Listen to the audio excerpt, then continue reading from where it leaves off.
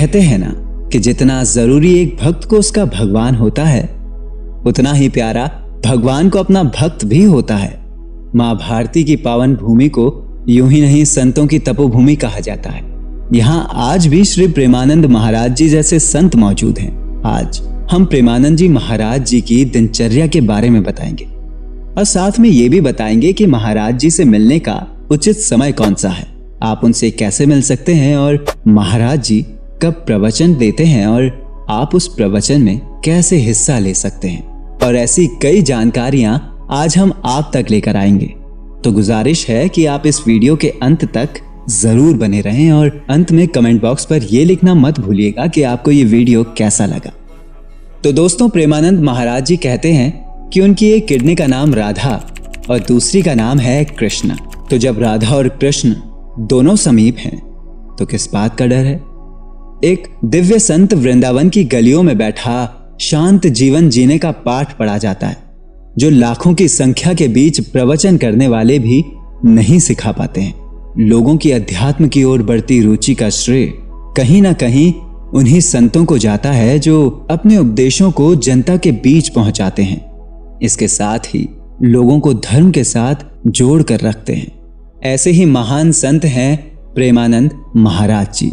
आपको बता दें कि संत प्रेमानंद महाराज जी दिन में सिर्फ कुछ ही घंटे सोते हैं और सुबह 2 बजे उठकर वृंदावन की परिक्रमा करने निकल पड़ते हैं। इसके बाद संत प्रेमानंद जी महाराज जी 4:20 से लेकर 5:20 तक भक्तों के साथ सत्संग करते हैं।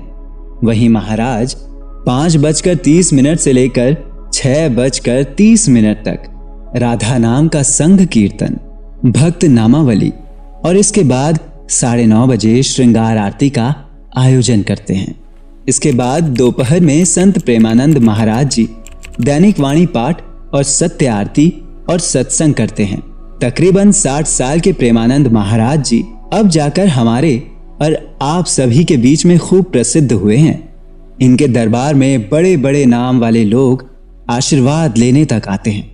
अमीर गरीब छोटा बड़ा सब इनके दरबार में पहुंचते हैं। केवल 13 साल की उम्र में घर छोड़ने के बाद प्रेमानंद जी महाराज भगवान को ढूंढते हुए 15 साल की उम्र तक वृंदावन आ चुके थे, जहां वो सारा दिन वृंदावन की परिक्रमा करते थे और श्याम जी के दर्शन तो वो सुबह शाम करते थे। सब कुछ सही था। फिर अचानक एक दिन उनकी तबीयत खराब होती है, जिसमें पता चलता है कि उनकी दोनों ही किडनियां खराब हैं। महाराज जी खुद बताते हैं कि आज से 10 साल पहले मेरी ऐसी दशा थी कि मैं वही खा सकता था जो मांग कर लाता था। भिक्षा नहीं मिलती थी तो भूखा रहना पड़ता। उस समय भी मेरी किडनी खराब थी और दवाइयों के लिए पैसों की आवश्यकता रहती। वृंदावन में 4 सज्जनों के घर ऐसे थे जहां से मुझे नियमित रूप से पैसा मिलता था और तब कहीं जाकर मैं दवाइयां ले पाता।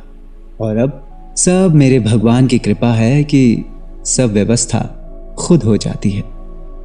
एक समय वो था जब मैं किसी भी आश्रम में रुकता और वहां के लोगों को पता चलता कि इसकी दोनों किडनियां खराब हैं, तो वो मुझे वहां से निकाल देते थे कि कहीं इसकी दवाइयों का खर्चा ना उठाना पड़ जाए। मैं समझ गया था कि इस दुनिया में मेरा कोई नहीं है, मगर ये सब राधा रानी की ही कृपा है कि आज आश्रम का हर एक युवा मुझे प्यार करता है, मेरी सेवा करता है।